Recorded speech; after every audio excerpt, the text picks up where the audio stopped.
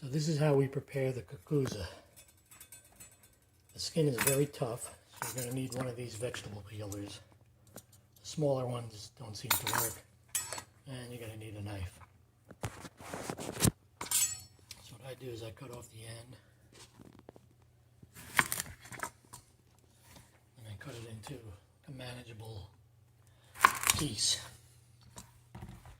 This part's a little squishy right here, so I might not be able to use it, but we'll see how it goes.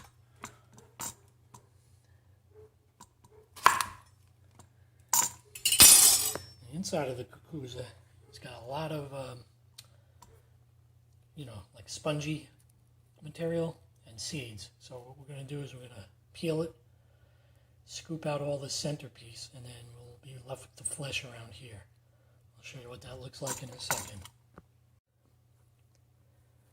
So here we're almost done peeling it.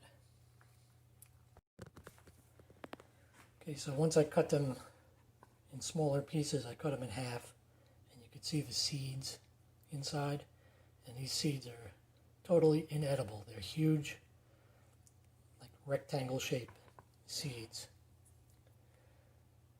Very strange looking. So what I do is I take a spoon and I scoop out, like you're scooping out the center of zucchini or cucumber.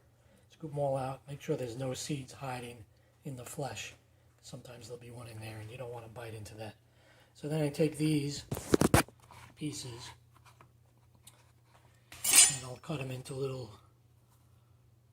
like semicircles. This is what I did the last time. I mean, I guess you could cut them in any shape you like, but I found this to be pretty good.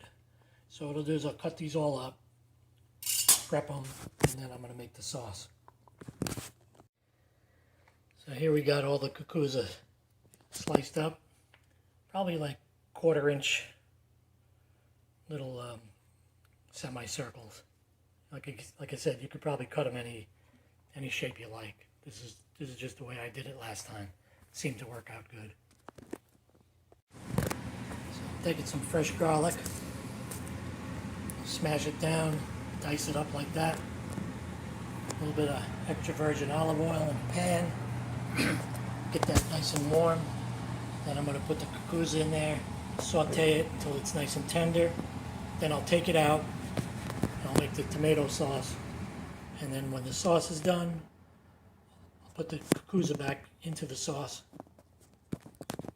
warm it back up again, and that's it. And so I got the cucuzza in here with the garlic, the olive oil. Stir it around, saute it for, I don't know, 5-6 minutes, maybe 10 minutes till it gets tender, gets a little color, a little caramelization on it. And then I'm going to remove it, and then I'm going to make the tomato sauce. Today I'm going to make a fresh tomato sauce with tomatoes from the garden. A little fresh garlic from the garden, a little oregano from the garden, some basil from the garden, and maybe some red onions from the garden. So I'll be right back. So I'm parboiling some tomatoes so I can get the skins off.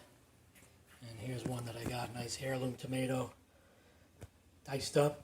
Throw it in a pan with some garlic, basil and oregano, salt, pepper, and we're all set. A little fresh basil from the garden, and go into the sauce. And wait for it to reduce a little bit, and I'll add the basil, and then I'll add the cucuzza back into the into the tomato sauce, and then tonight I'll cook the pasta, and we'll have a little pasta googootz.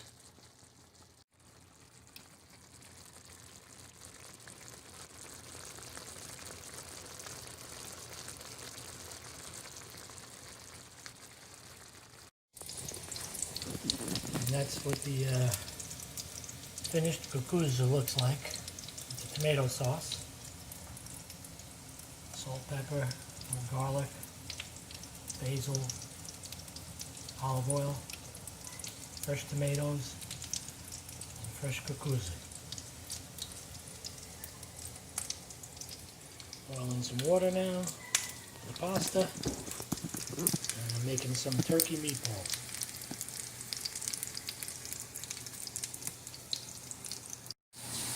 Meatballs are done. So there's the finished product. Pasta con googootz. Cucuzza squash with pasta, tomato sauce, turkey meatballs. Bon appetit.